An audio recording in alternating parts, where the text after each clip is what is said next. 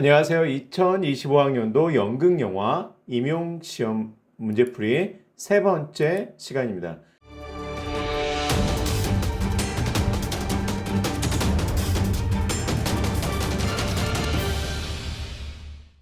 영화 전공 B 문제입니다. 특히 1번 문제와 3번 문제를 중심으로 오늘 살펴보겠습니다. 네, 문제 보시죠.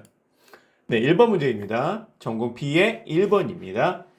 다음은 영화 장르의 종류에 관한 수업 자료의 일부이다. 영화 장르라고 얘기했습니다. 밑줄 친 기억 니은에 해당하는 용어를 순서대로 쓰시오. 네, 장르 문제는 상당히 중요합니다.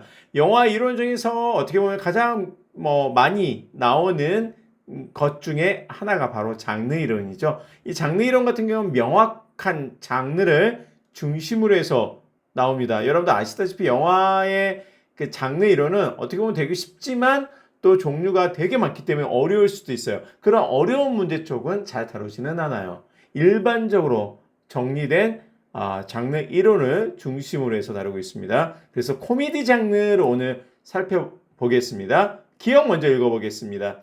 인간의 본성 혹은 사회 문제나 인간의 본성하고 사회 문제 또는 사건을 통렬한 비판이라고 얘기했습니다. 비판이나 또는 풍자 형식, 네, 통렬한 사회적 비판, 그 다음에 풍자로 그려낸 코미디입니다. 대표적인 예로 좀 옛날 영화죠. 42년 작품 사느냐 죽느냐, 닥터 스트레인지 러브 63년도죠. 더 파티 68년도 이런 작품들이 있다고 했습니다.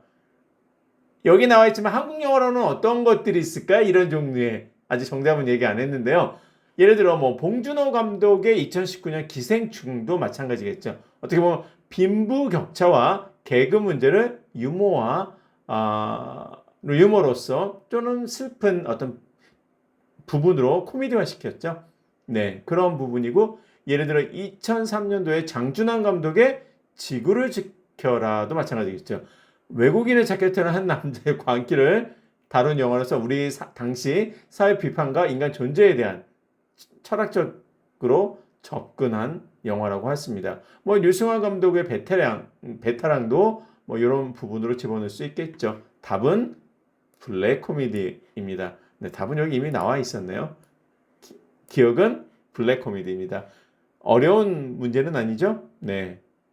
여러분들 많이 들어보셨을 거예요. 네. 그리고 니은 문제를 가봅시다. 최초의 코미디 장르로서 배우가 온몸을 내던지며 관객에게 웃음을 주는 형식의 코미디이다. 초기 코미디 장르로서 어떻게 보면은 그 무성영화 시대, 유성이 되기 전에 무성영화 시대의 코미디라고 할 수 있죠. 당시에 무성영화니까 말로써 유희를 표현할 수가 없잖아요. 그렇기 때문에 뭐로 했습니까? 몸으로 했던 코미디가 바로 슬랩스틱 코미디입니다. 그래서 여기 정리되어 있죠. 배가 온몸을 내던지며 몸으로 넘어지고 이러고 쓰러지고 하는 그러겠죠. 관객에게 웃음을 주는 형식으로. 그래서 찰리 채플린의 황금시대라든지 모던 타임스 이런 영화 또는 위대한 독재자 이런 부분도 들어가겠죠. 그리고 또 하나 당시에 버스터 키튼도 슬랩스틱 코미디로 더 유명했죠. 그 찰리 채플린보다 앞서서 버스터 키튼이 제너럴이라든지 그런 영화에서 이런 슬랩스틱 코미디를 선보였습니다. 그래서 찰리 채플린과 버스터 키튼의 어떤 슬랩스틱 코미디에 대해서 묻는 문제였습니다. 네. 이렇게 장르 문제는 좀 쉬운 부분으로 많이 언급되고 있습니다. 예전의 문제도요. 네. 여러분들 정답을 쉽게 찾으셨을 거라고 생각합니다. 좀 어려운 문제로 넘어가겠습니다. 3번 문제입니다. 3번 문제. 다음은 장 선생님이 작성한 실기지도 계획 일부이다. 키드와 교육학자 이름이죠. 레이버디의 4단계 실기 모형을 근거로 하여 작성 방법을 서술하시오. 이거는 뭐 중요한 문제는 아닌데요. 레이버디보다는 리버디가 더 맞을 거예요. 네. 근데 뭐 일반적으로 한국에서 더 레이버디라는 거를 더 많이 쓰긴 하는 것 같습니다. 4단계 실기 지도 모형. 네. 요새 이런 문제 많이 나오죠? 매번 나옵니다. 적어도 이런 교육학 이론과 관련돼서 나오는 문제가 그러니까 누구의 어떤 교육학자의 어떠한 이론을 가지고 적용하는 문제. 이제 여러 번 반복돼서 우리한테도 좀 익숙해질 수가 있어요. 이런 스타일의 문제. 근데 하지만 제일 어려운 문제가 바로 이런 문제입니다. 교육학자와 그 이론을 연결해서 설명하는 거. 가로넣기, 그 다음에 수업을 한다면은 특히 실기 수업을 얘기하겠죠. 교사의 역할에 대해서 묻는 질문이에요. 똑같은 스타일이에요. 그래서 기역, 니은, 여기 또는 여기가 될 수 있겠죠. 기역, 니은에 해당하는 교사의 지도 활동 이런 문제. 이게 우리 연극영화만의 문제가 아니고요. 이런 문제는 다른 교과에도 많이 나오기 시작을 했어요. 특히 어떤 교과가 많이 나올까요? 이런 교육학적 이론이 많이 쌓여있지 않은 과목들. 음악, 미술은 자체만으로 이론적인 부분이 어마어마하게 많습니다. 그래서 음악하고 미술은 자기 자신의 음악교육론, 미술교육론, 이론가들이 수없이 많습니다. 그분들만 해도 충분히 다룰 수 있고요. 그래서 교육학 이론 학자를, 교육학자를 잘 안 끌어들여요. 근데 우리 연극영화는 이런 부분이 조금 부족하잖아요. 순수하게 영화 교육에 대한 이론을 얘기해라 하면은 이론가들 누구 있습니까? 누구 있습니까? 없죠. 저는 이제 피터스 같은 사람이, JM의 피터스 같은 경우에 충분히 가능하지만 많은 사람들이 알고 있는 내용은 아니죠. 네. 그래서 요 키드하고 리버디에 대한 얘기, 특히 4단계 실기 지도 모형입니다. 근데 실기 주제는 3점 조명 세팅하기입니다. 영화과 1학년 학생이고요. 그래서 준비사항이 이렇게 되어 있고요.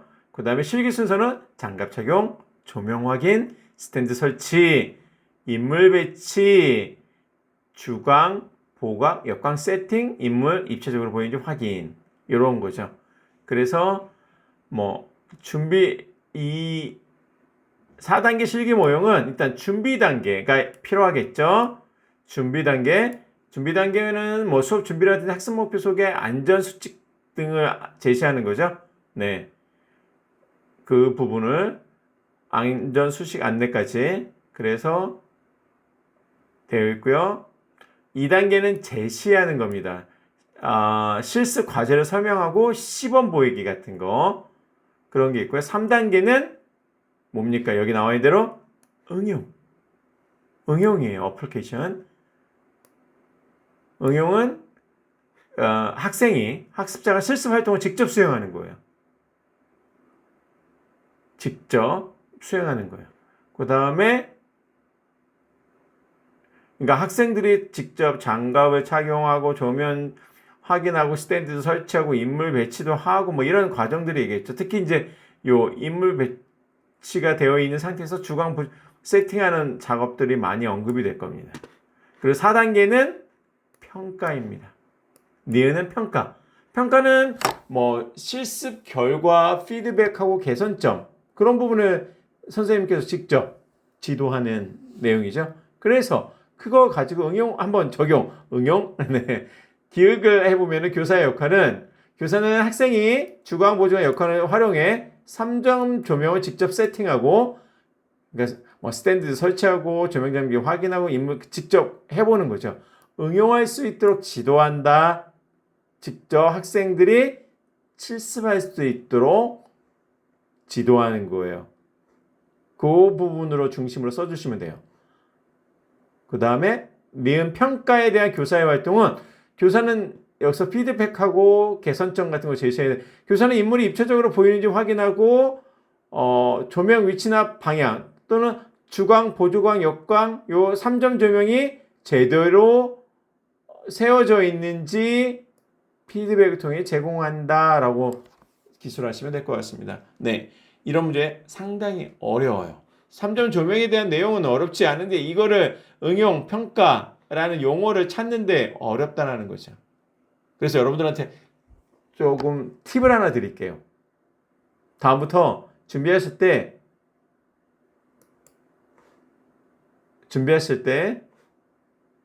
다양한 과목들을 살펴보셔야 돼요. 그 전에 이제 키드와 리버디의 4단계 지도, 실기 지도 절차 모형에 대한 게 설명되어 있습니다. 준비 단계, 제시 단계, 응용 단계, 평가 단계.